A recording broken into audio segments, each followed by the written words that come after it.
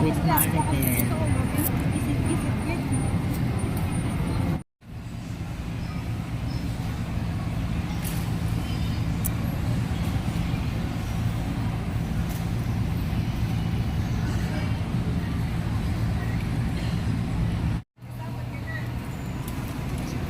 Philippine Airlines board in gate. Kami sa Philippine Airlines boarding gate. Mayroon silang mga tinapay.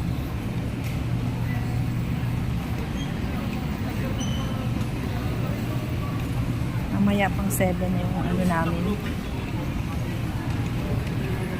Alis namin. Toilets.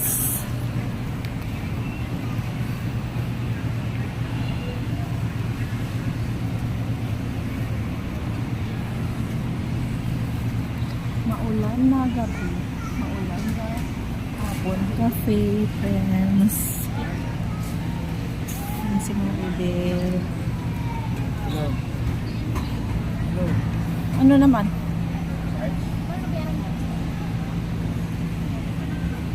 Bibili tayo dito ng alak. Chop.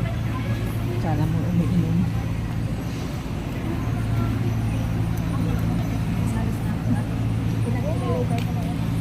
Pabango. Hindi ko lang alam kung mahal dito. Nasiquist ko yung dalawang lotion ko. Bibili na naman ulit ako.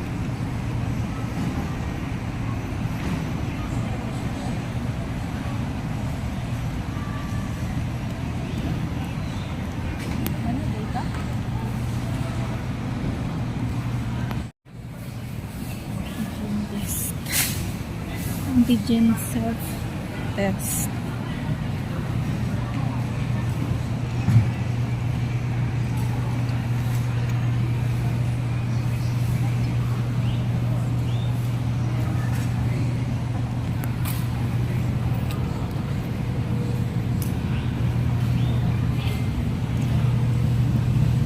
Lakad-lakad muna tayo mamaya pang 7 flight namin.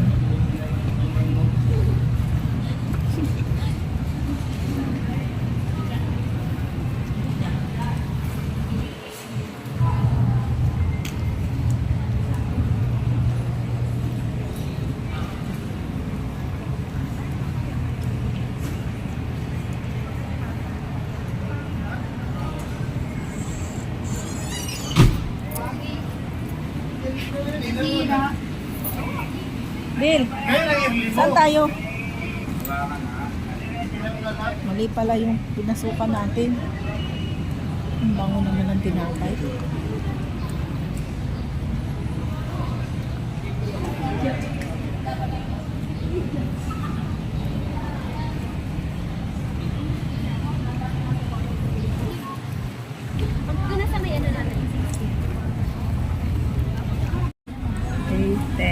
Bilaran, may pa 7 alis namin.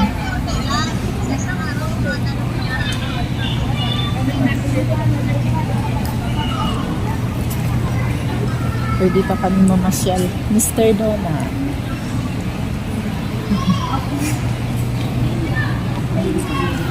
Makamis man yan. Tingnan natin doon, baka mayroon pa doon.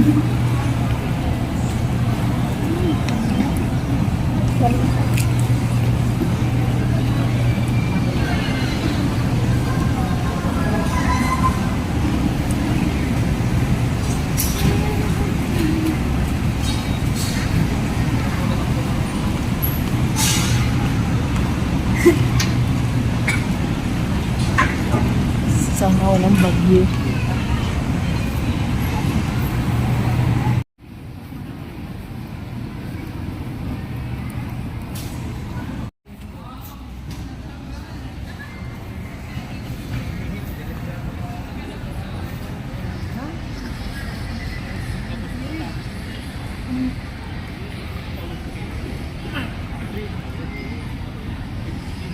Boarding na kami, letter D.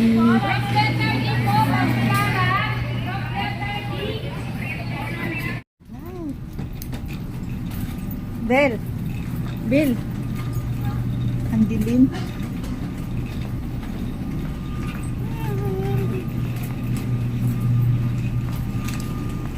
Yes. Oh. Uy, titingnan pa yan dyan sa loob. Yes.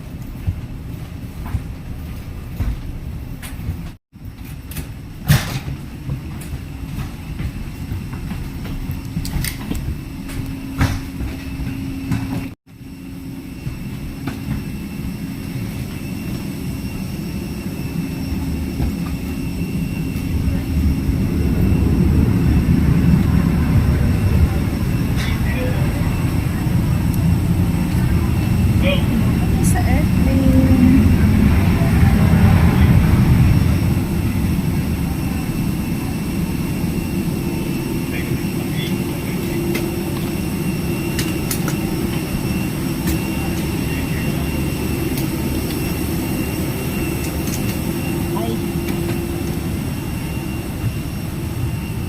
Ay, Good evening. Welcome aboard. Please. thank you. Malaki yung occlusion niya sa ICA. It's original. When we did the follow-up imaging, wala na siyang occlusion. Hindi siya yung NIC sa 70. Ano ba ito? Biscuit ko na.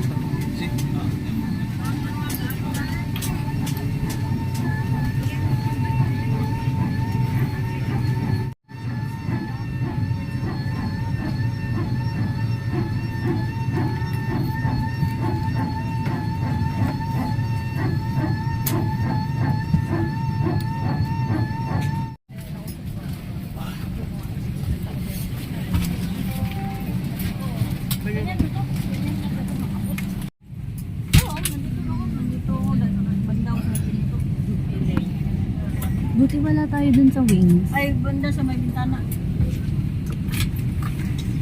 Ayun pala.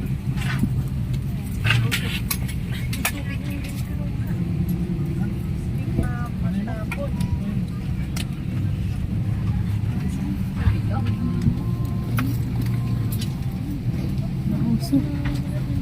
Nausok na.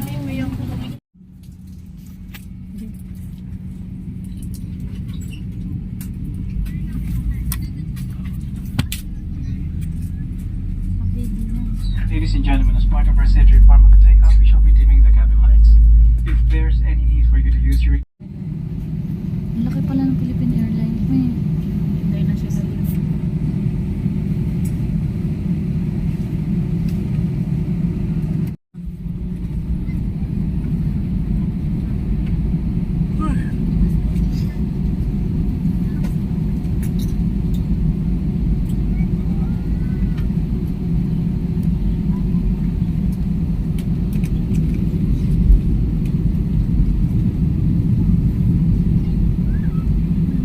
Pataas na. Oo, pataan. Pataas na kami.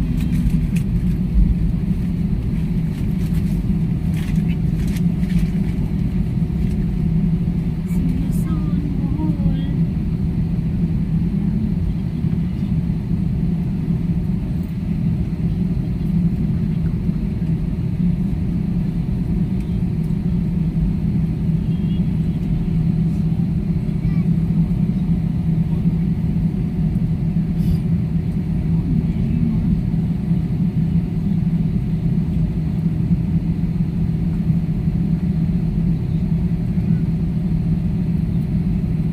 Ladies and gentlemen, we shall be taking off shortly. Please check that your seatbelts are securely fastened. Cab crew to your takeoff stations, please.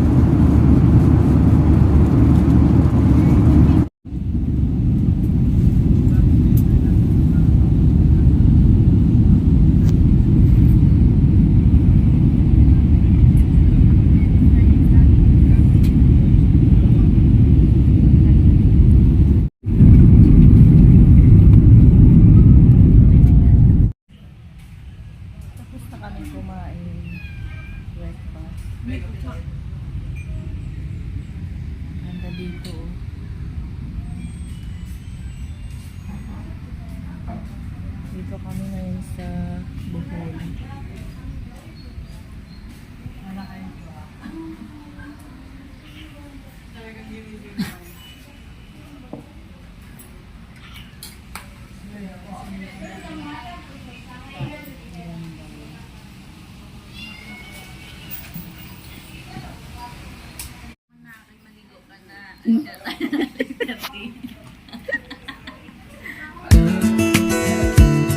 Ang ganda dito. Ayoko na umuwi.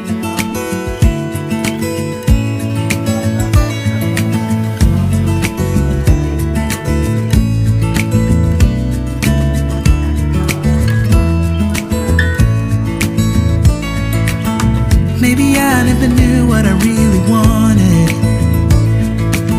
but looking back I can see it's all clear. I'm still a kid trying to act like they all taught me, but nothing makes sense anymore.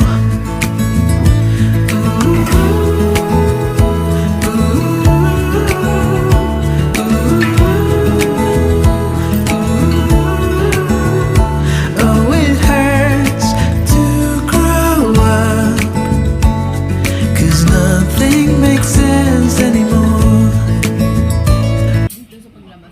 Opo, pero ang drop-off nun is the Island City Mall. Island City Mall sa Bantiang pabalik din dito. So, yung jeep is 50 pesos from here to Agora area, which is yun talaga yung Tagbilaran City. Pero ang sadya mo yung malaking mall, Island City Mall, yung destination mo. Bus na aircon ang sasakyan. Dito, madami ba dumadaan? May dumadaan dyan every 30 minutes. Maganda talaga bedweather. No? No bedweather man.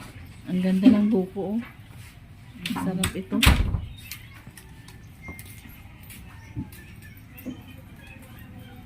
Ito kami sa room namin. 5 days kami dito. Asan na yung room natin? Ito. Number 5. Sige na.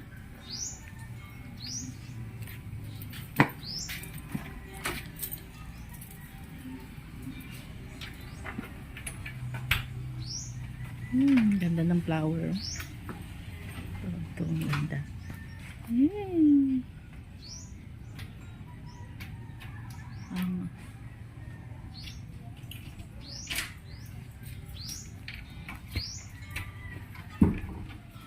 Tagal mo naman makabukas. Ha?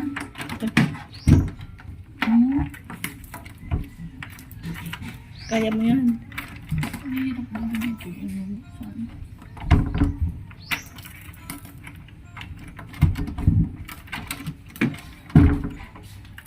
Kuya, hindi niya mabuksan. Kuya, excuse kuya. Hindi niya mabuksan. Paano ba? Ayaw niya, hindi niya mabuksan. Dili mabuksan kuya.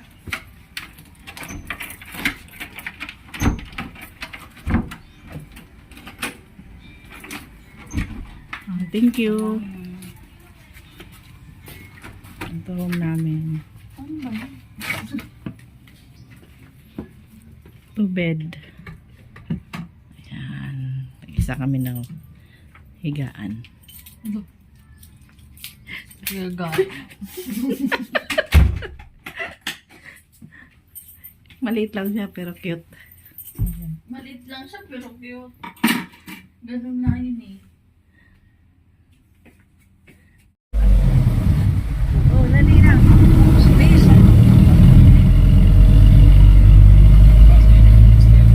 Sakay kami ng ano. Bus.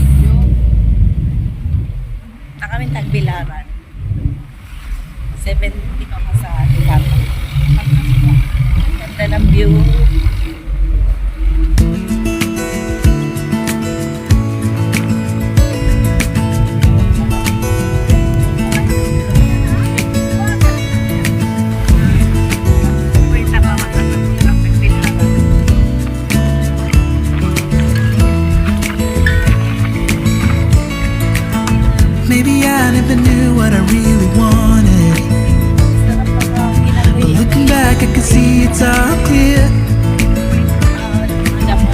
Still a kid trying to act like they all taught me, but nothing makes sense anymore.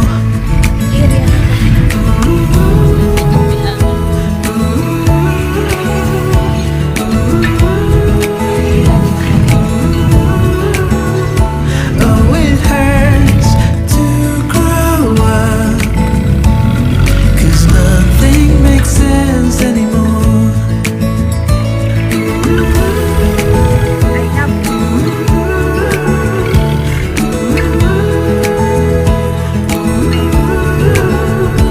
Oh, it hurts to grow up, 'cause nothing makes sense. No, nothing makes sense anymore.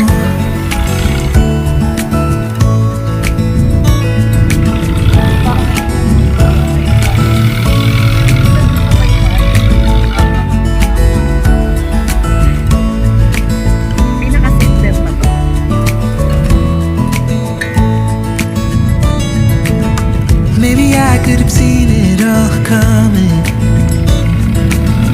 that I wouldn't grow wiser for each day. Am I the only one lost in translation, where nothing makes sense anymore?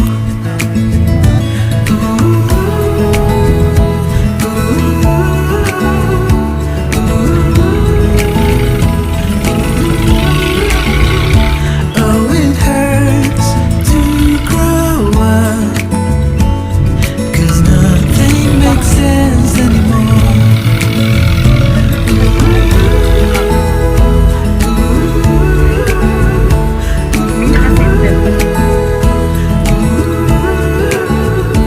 Oh, it hurts to grow. Thing to treat as trivial or menial is a big thing. Coming, fellowshipping for one name, the name of our Lord, Jesus Christ. Are you ready to praise Him right now with this song? Come on.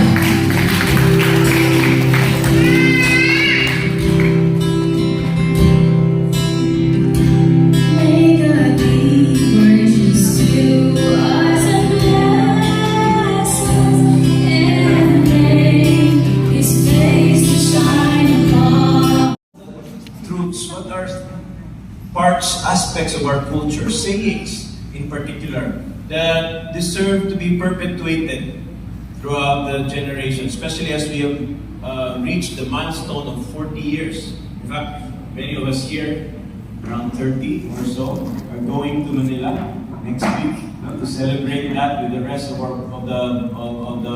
the body here in the Philippines. Among you are going there, can I see a raise of hands? Ano kaulaw? Because there are 30 around 30 plus of us. Ulaw ba? Pakita tayo din. Alright, there you go. You see those hands?